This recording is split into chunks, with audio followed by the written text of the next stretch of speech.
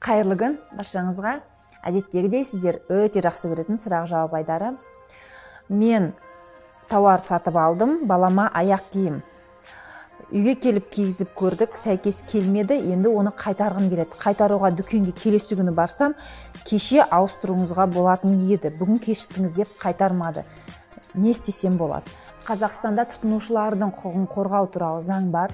Осы заңның 14-ші бабында сәйкес сіз тауарды алған күннен бастап 14 күн ішінде, күнтізбелік күн ішінде қайтаруға, ақшасын кері қайтарып алуға немесе айырбастауға құқылысыз.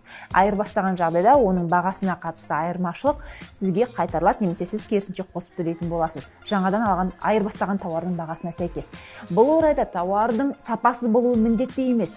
Тауар сапалы болуы мүмкін, бірақ сізге мысалға көйлектің түсі ұнамай қалды, немесе пішіне сәйкес келмеді, размері келмеді.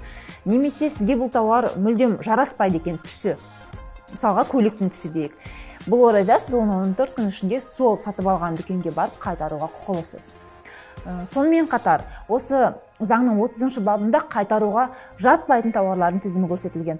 Оның ішінде дәрі-дәрмектер бар, медициналық құралдар бар, іш киімдер бар, шұлық және абоненттік құрылғылар, яғни телефон, смартфондар, олар қайтаруға жатпайтын құралдардың қатарына кіреді.